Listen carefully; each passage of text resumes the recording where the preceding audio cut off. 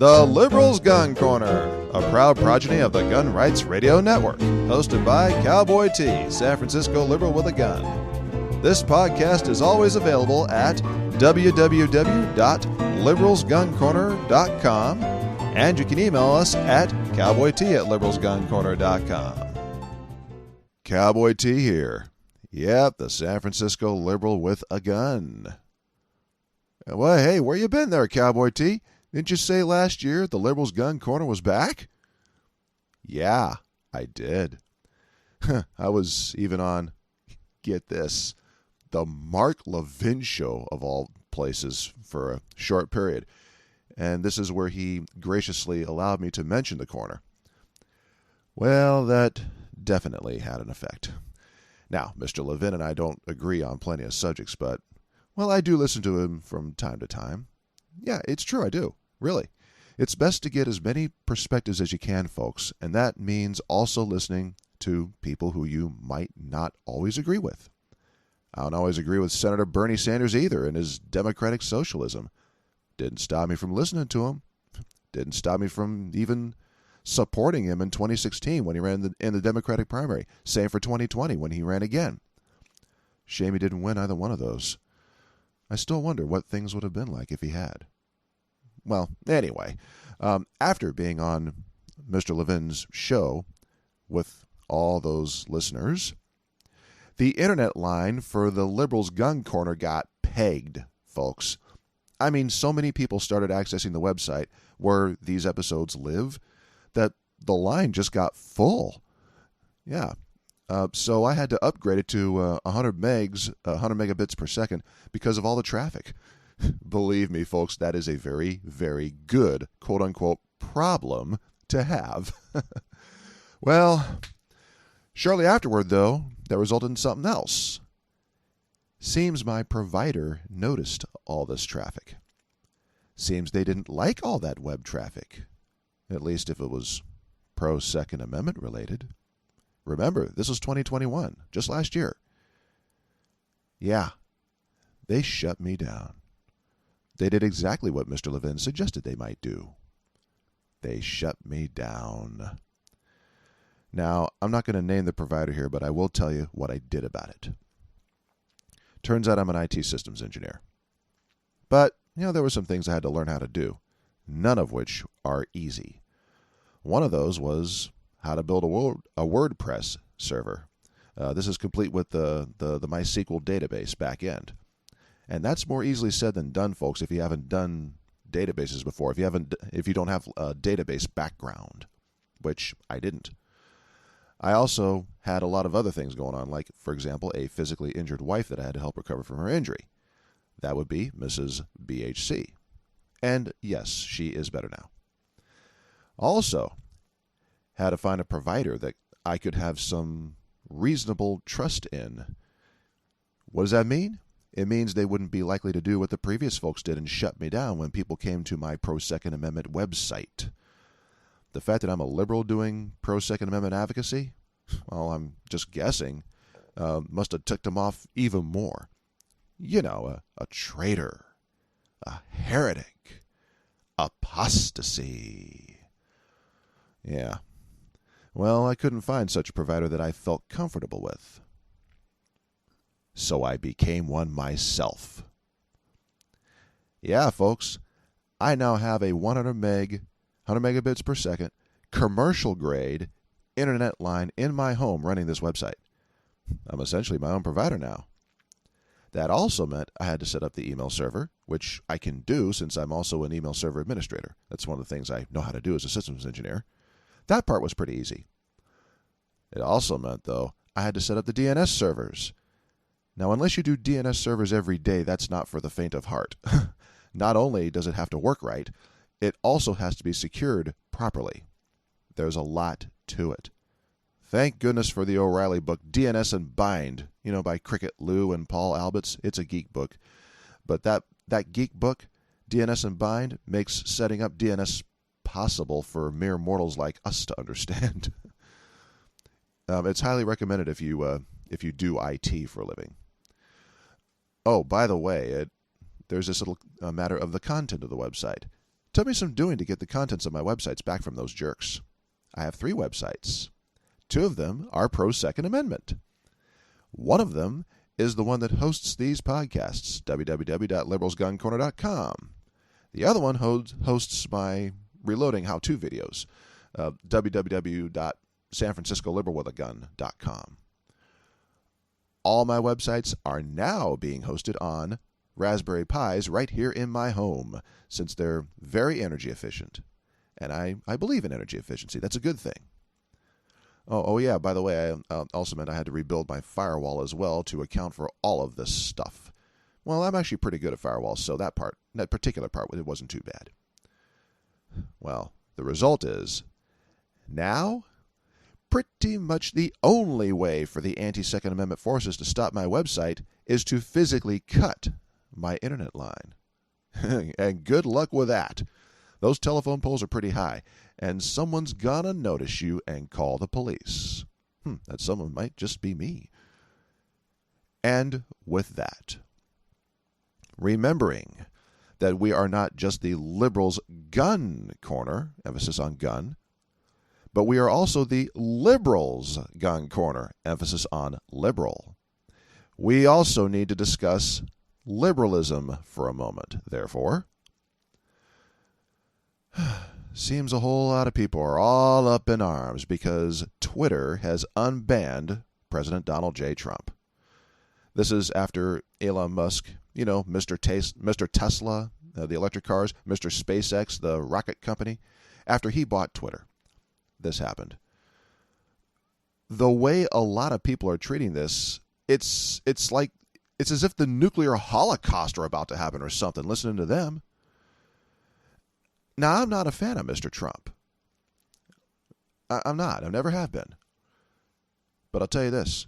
I am very glad for the end of the censorship of him. Yeah, you heard that right. Whoa, wait a sec. How could a liberal be glad to see Trump unbanned from Twitter? I mean, he's the Donald. He's Trump, right? Bad? Trump bad? Folks, it's a website. Twitter is simply a website out there. One of many. There are many, many more pressing things that matter to our lives, folks, than whether or not one person is on a given website. And it's definitely not the end of the world that he's unbanned from Twitter. I mean, who cares? It's Twitter. Let's keep things in perspective here. That's really important. Perspective, folks. Other things matter in life a lot more than that. Oh, but it's Trump. It's Trump. Yeah, so what? So it's Trump. Remember, I ain't too fond of him either. He ain't my favorite either. It's really that old Voltaire statement for me. It goes like this. I disapprove of what you say, but I will defend to the death your right to say it. Now, was it actually written by Voltaire? We don't know. We do know that it was actually written by Evelyn Beatrice Hall in the year 1906, describing her view of Voltaire. It might be like one of those, Admiral Yamamoto things, the one about you cannot invade the United States, there will be a rifle behind each blade of grass. We don't know that he actually said that, but we know that he actually felt that sentiment from other things. It's one of the Voltaire thing is sort of the same thing. However, even if Voltaire didn't explicitly say that statement, remember, we know that he held it. Much of our own freedoms here in the United States are based on Voltaire's philosophies about liberty. The Founding Fathers absolutely, most definitely shared that sentiment. That's why the right of free speech is the very first provision in the Bill of Rights. The First Amendment. The first. And the Second Amendment, the right to keep and bear arms, is right behind it to protect that First Amendment. Those two amendments were that important that they're the very first two. That right there says a whole lot. Well, turns out I agree with Evelyn Hall's writing about Voltaire. I've talked about this before, when I watched that Phil Donahue show when he had the Ku Klux Klan on his show back in the 1990s. About 3/4 of the way through his show, he turned to the audience and posed the following question to all of us. Quote, even though we may be disgusted by what they have to say.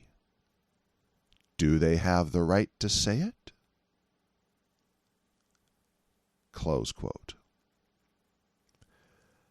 As ugly as it is, as ugly as what those Klansmen were saying, the answer must always be yes in a free nation like ours.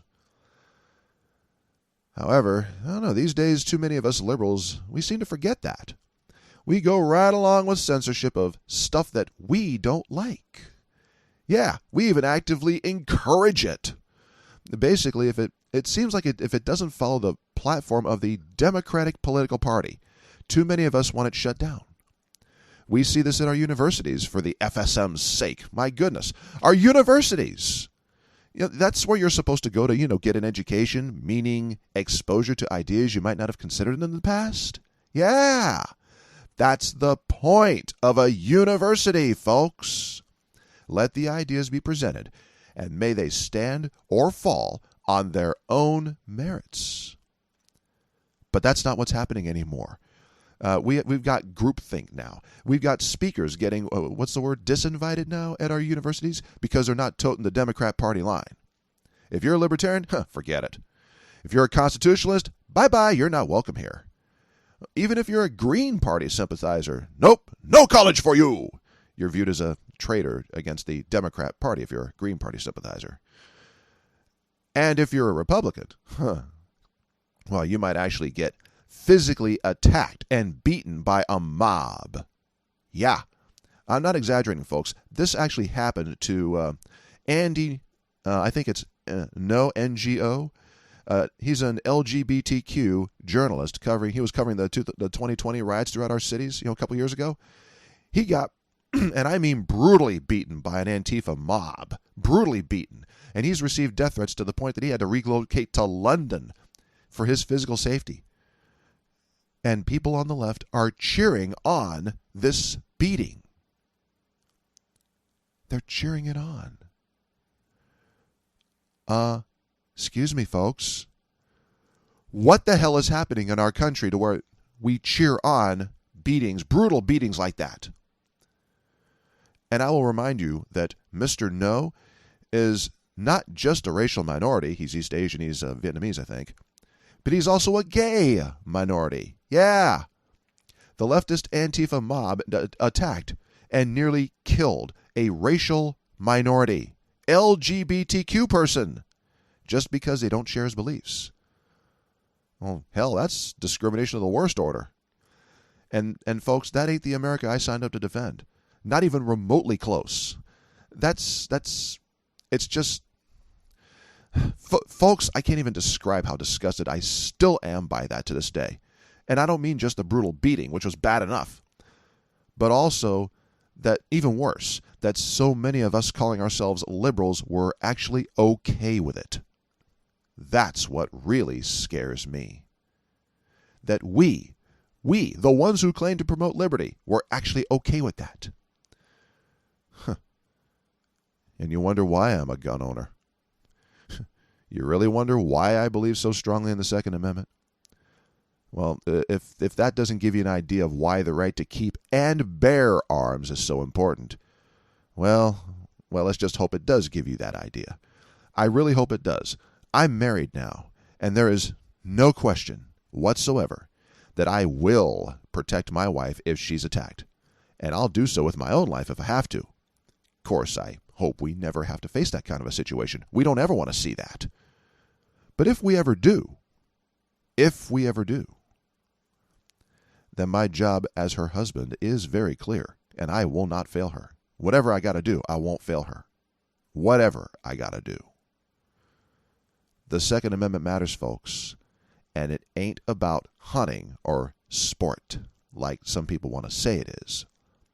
It never was about that. It was then, back in the day, and it remains today, the final defense against tyranny. And this is happening. People getting attacked just because they don't agree with us. That ain't right, folks. It's just as wrong as the Charlottesville racists were in 2017. Remember that? Yeah, or the KKK crossburners, or the people who censored Martin Luther King Jr. back in the day. You remember reading about that? I hope you do. If not, you better. It was wrong then, and it's wrong now. It's just as wrong when we do it as when, quote-unquote, they do it. Voltaire, like Phil Donahue, was right. And that's why I'm back. I was not about to let people kick me off the internet, no matter how much they might disagree with me. For them to do that is un-American itself. And for me to let that stand, well, that would have been just as un-American. And that, folks, that's not who I am. That's why I'm back. Next segment, we're going to get into guns. Since I started working at the range again recently, seems appropriate given what you just heard.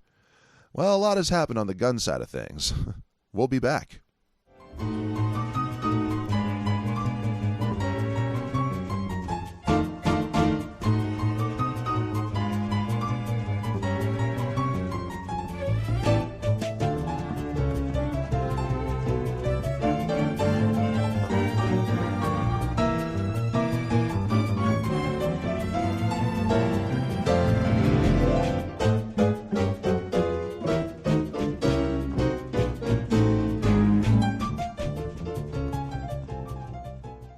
Okay, we're back. A few months ago, I got asked. Well, okay, I got begged by my former general manager at our nearby range to come back. You see, I used to be a range safety officer, also known as a range master, a number of years ago. I had to leave that job for various reasons, but it was on, fortunately, the very best of terms, and they always welcomed me back. I could go shoot there anytime I wanted. No charge. They did that for me. I even filled in here and there, for them when they needed some help on the range. So yeah, I was glad to help then. Well, after the whole COVID-19 thing and lack of good people to work there, they were short-staffed, very short-staffed, and they had a problem with keeping good managers. So they asked me back on a more permanent basis, this time as a manager. And yeah, I missed it, so yeah, I went back. And now, I'm back at the range as one of the weekend managers there. Yeah, I'm one of the weekend managers at this range. It's a great time, folks. It's really busy. It's very busy, but it's fun. It's also an opportunity that I didn't quite have, even as a range master in the past. Yeah. See, as a manager on the store floor, I get to do something new. I get to talk with customers a lot more than I ever did now. Yeah. I've learned a lot more about firearms over the years. That never stopped. And specifically, I'm referring to folks here who are new to the sport of marksmanship. Now, like you might imagine, at a gun store and range, we are all armed. Duh, we're a gun store. We're a gun range. And that most definitely includes me. I go strapped every day that I go to work there. And all my staff carry as well. Now, here's a little funny difference. All my staff carry semi-automatic pistols. Things like Glocks, Sig Sauers, 1911s, Berettas, and so on. Well, being Cowboy T, it shouldn't surprise you that I usually carry at least one revolver. And yeah, sometimes two. Like, well, yesterday. I was at work yesterday. I was what do they call it, double fisting? I had a .357 Magnum on each hip. So I'm the revolver guy. Usually it's something in, .357 Magnum. Like something like a Smith & Wesson K-frame or a Ruger Security 6 or along those lines. But I'm also known to carry the Smith & Wesson Model 629 in .44 Magnum. Yeah, the most powerful handgun in the world. Well, it was back in 1971 when the movie first came out, of course. And back then it was the most powerful handgun in the world, at least production one. I've had this particular revolver, this Model 629, since 2009, and generally I load it with, like Dirty Harry actually did, I generally load it with .44 special rounds to keep the recoil down. That's one of the things they did get right in those movies, because .44 Magnum rounds, they can seriously kick, folks. But, the revolver there, and it's really a nice revolver. It's stainless steel with a rosewood grip, and it does tend to start conversations. That's where I'm going with all this. people see an old school revolver and it doesn't look quite so, tactical. And I do think that makes some people a bit more willing to relax and talk with me. Why does this matter? Well, people are coming into the range for the first time. They've never shot anything in their lives. Yeah, totally new. A lot of times there was someone who's going to have them shoot their, polymer-framed Glock-style pistol. And a lot of times such a pistol is just too much for them. True story. Man came in with his mother and his sister. This man is big. I mean, I'm 6'4". This guy's my height and makes me look small. I'm talking like this guy's a mountain all by himself. He's got to be at least 270 pounds of solid muscle. Looks like a football player. Matter of fact, I'll call him Mr. Mountain here because that truly is what he looks like. Really nice guy, too. Really. He's almost a sweetheart of a man, if you can call a mountain of a football player man a sweetheart. Well, he wanted his mom and his sister to know how to take care of themselves. Even better, that family is black. Yeah, which I've been hoping to see more of all these years that I've been doing marksmanship. We're finally starting to see some diversity, some racial diversity here, folks. We're seeing more brown-skinned folks, and especially black Americans. And it's about time, and I think that's great. Good, positive development here. Well, here's what's not so great, though.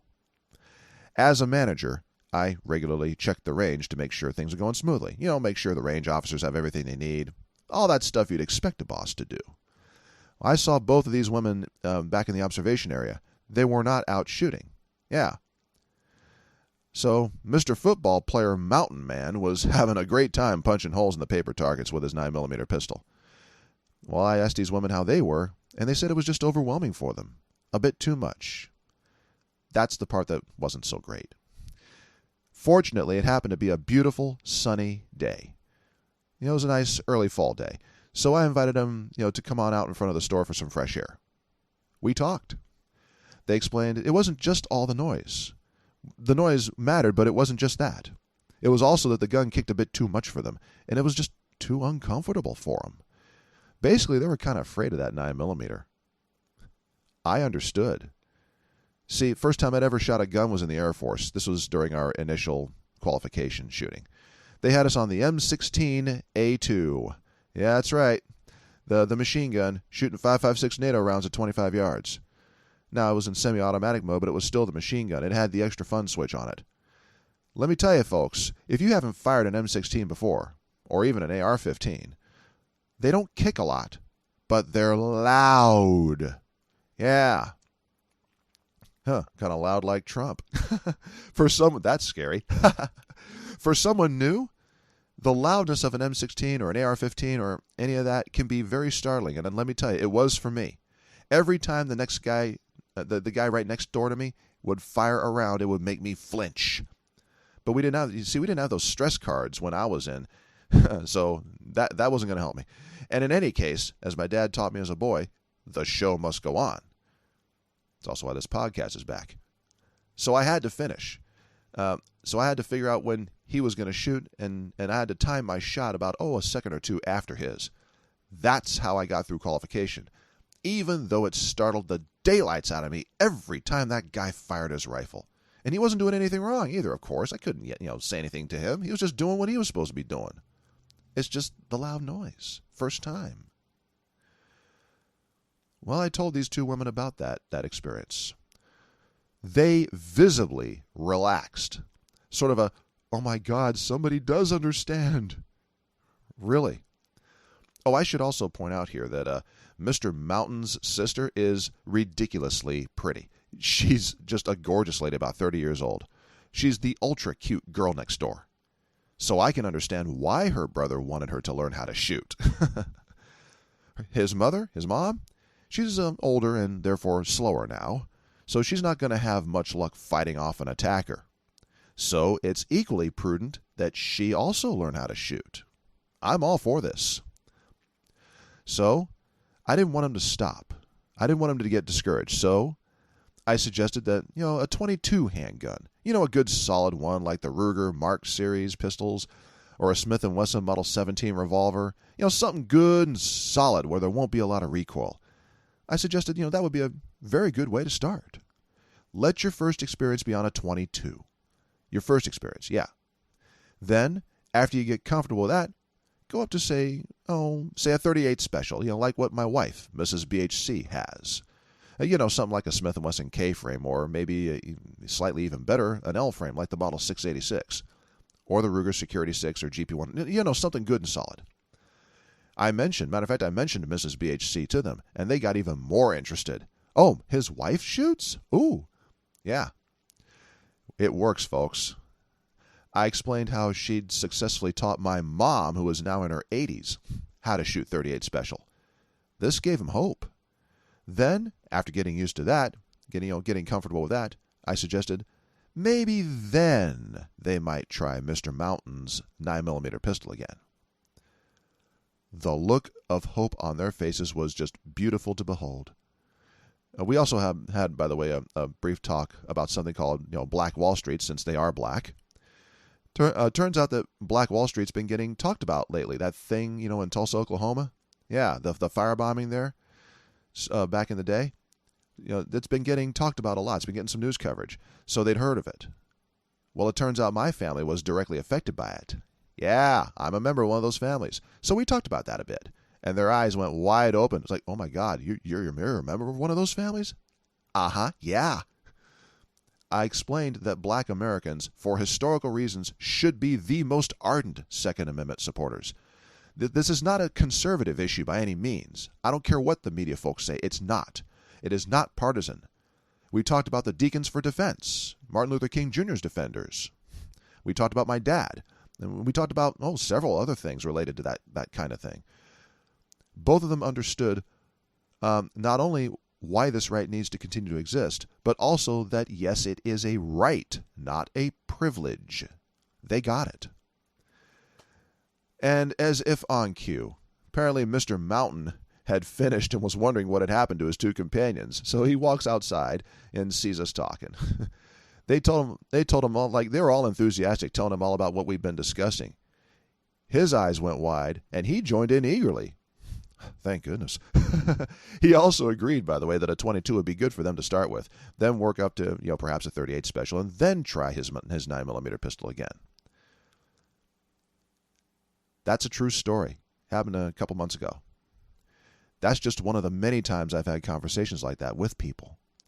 I cannot fully describe how satisfying it is to get people, new to marksmanship and maybe a little afraid of it, to a place that they're really ready and willing to give it a good, shot.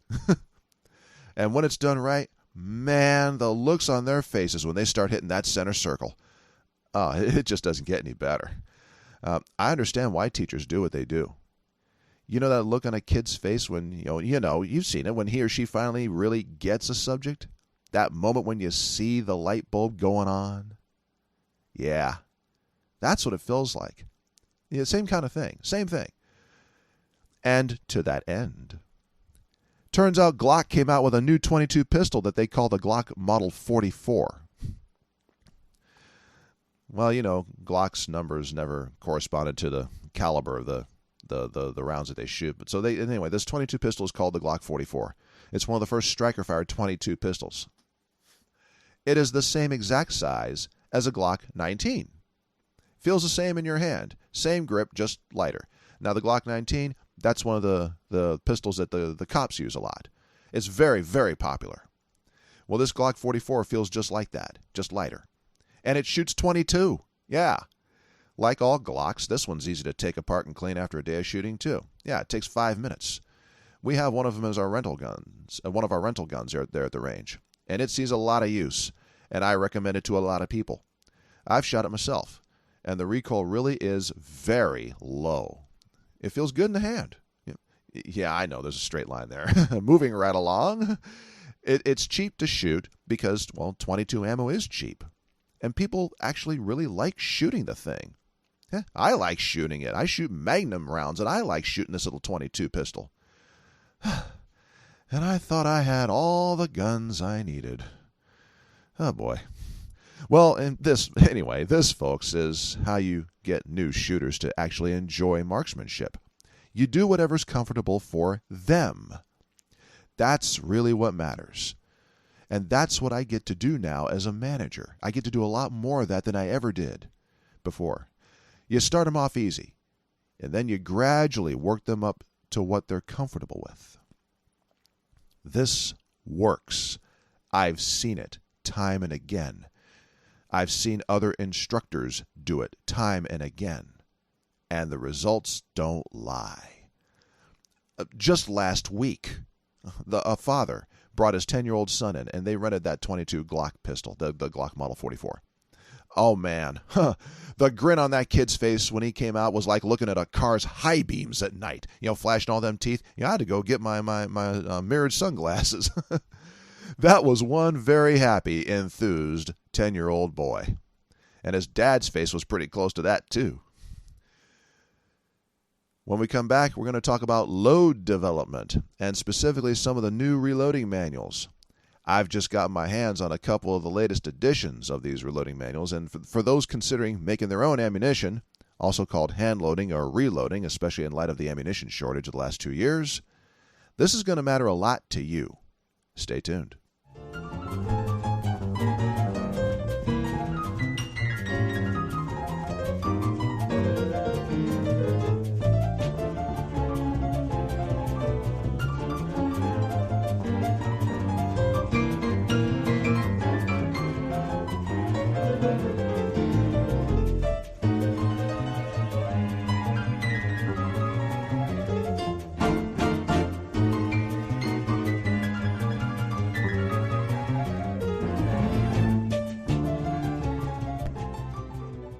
We're back.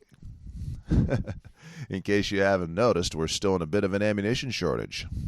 It's not quite as bad as it was now. It's not quite as bad as it was in 2020 and 2021, I'll say. But we're still not back to pre-2020 levels yet. That's why rolling your own ammo, if you can, is a really good thing. I do this on a regular basis. Got started back in 2009, and ever since then, I've never had ammo availability problems. Well, to do so safely, you got to know how to do it. That means, above all else, safe practices. The process is called hand loading, or reloading your own ammo. I'll use the most common term, reloading. Several companies produce books on how to do just that, describing the proper techniques and all that. They also include the components for assembling your ammunition. They specify components. It's very important to read, and I would even say study at least one reloading manual before actually trying it. And yes, I practice what I preach. Before I ever tried making my very first round, I studied my first reloading manual from cover to cover. I read every word in it. There are two that I happen to use the most often, and I happen to like these a particular amount. Those books are Modern Reloading 2nd Edition by Richard Lee and Lyman's Reloading Manual 49th Edition. I bought both of these books in 2009 when I first got started. As you might imagine, they've come out with updated versions of those books since then. Modern Reloading is newly revised for the year 2021, and Lyman just this year, 2022, introduced their 51st edition. Naturally, I ordered copies of both of the newer editions. Sure. Let's start with Lyman's book. My copy of Lyman's 49th edition is very, very well used. Basically, folks, it's falling apart. But that's a good thing, though. Yeah, it's a good thing, not a bad thing. Because, that's what happens when you use the book a lot. And yes, I've done just that.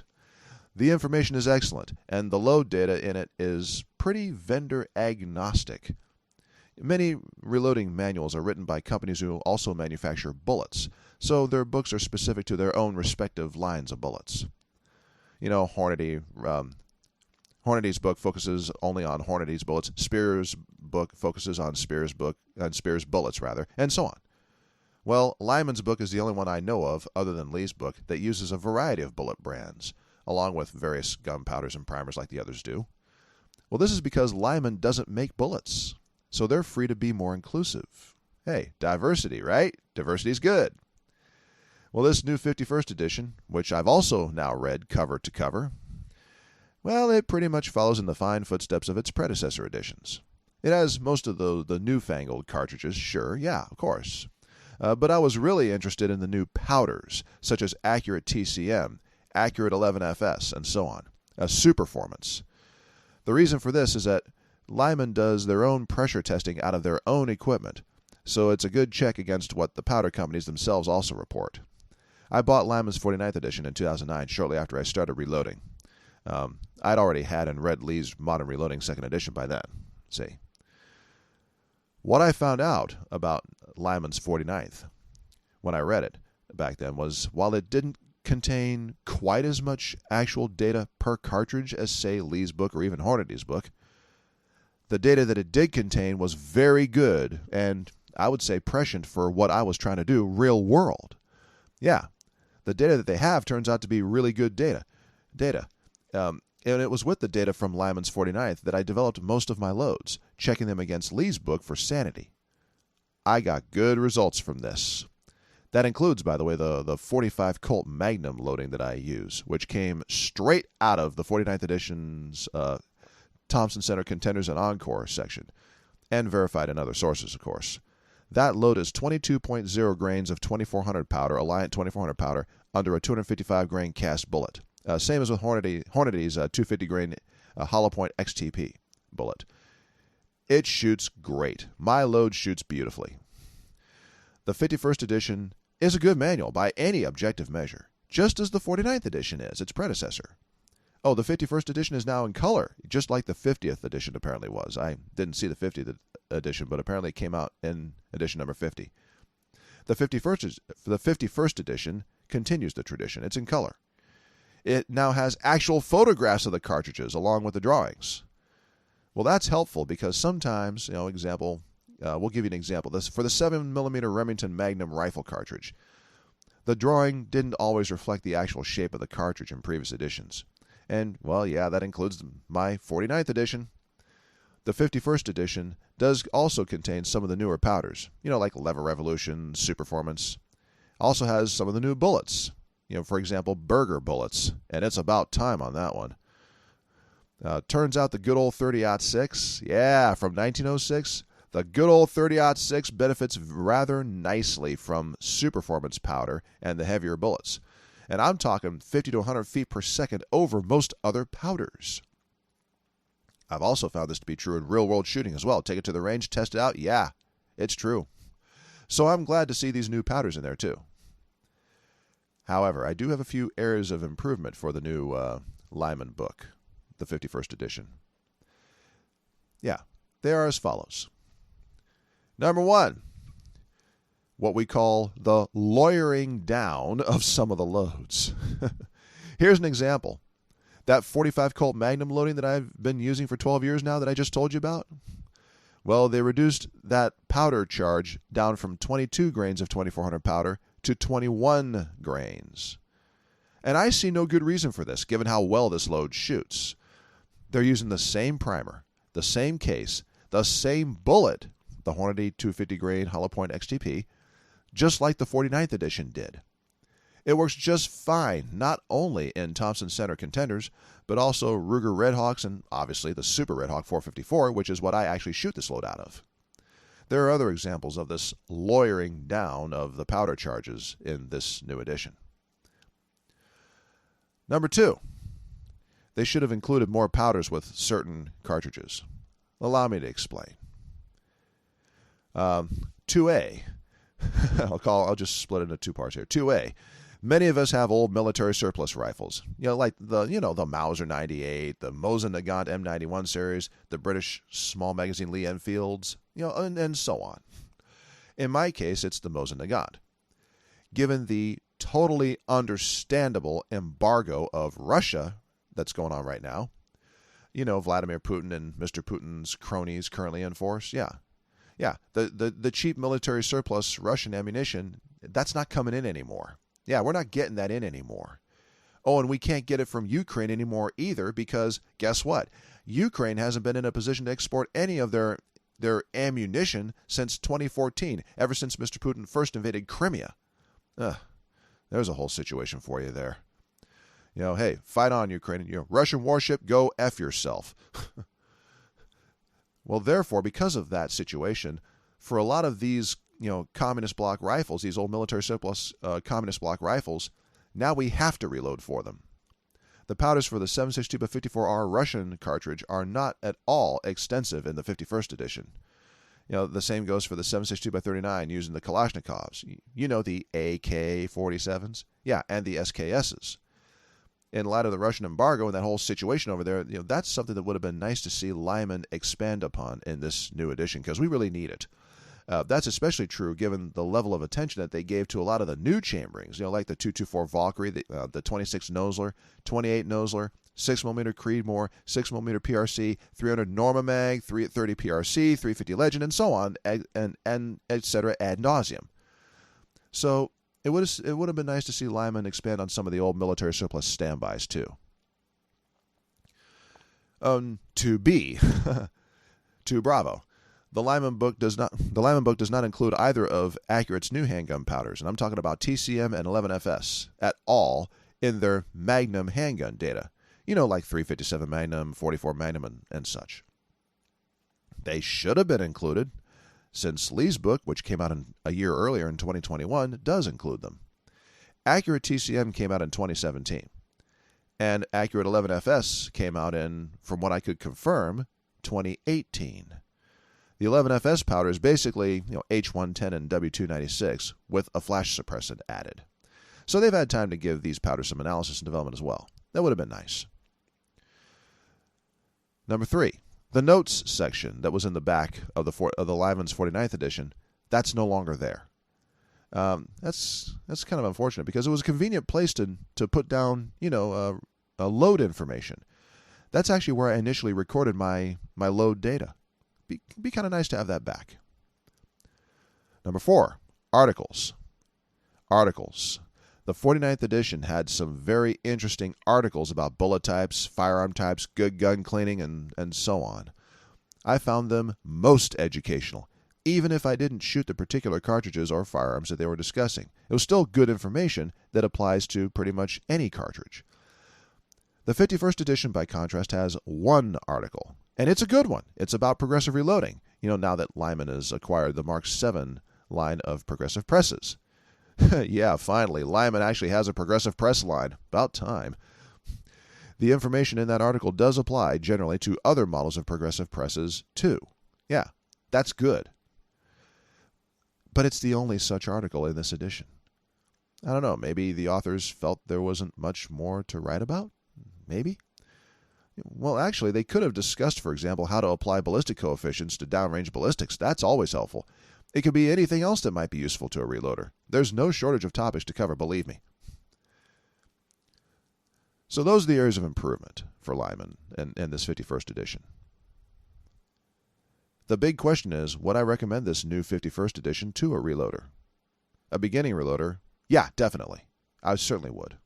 The information about reloading is just as good now as it was in the 49th edition, which means it is quite good indeed. For an intermediate to advanced reloader? Also, yes, but with a caution to also keep your older version around for certain cartridges. Yeah. Now let's talk about Lee's book, Modern Reloading, the 2021 update. Yeah. There are three now. There are now 3 versions of Modern Reloading, 2nd edition. The first one.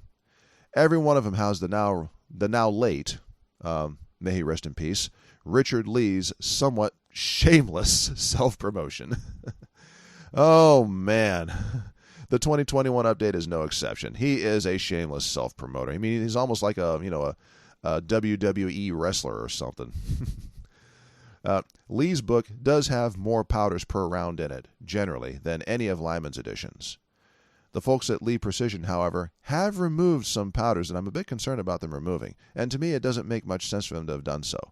For example, almost all of the 38 special loads using Alliant Bullseye powder have been removed, as of, well, a whole lot of the Bullseye loads for the 357 Magnum, the 38 Special's bigger brother.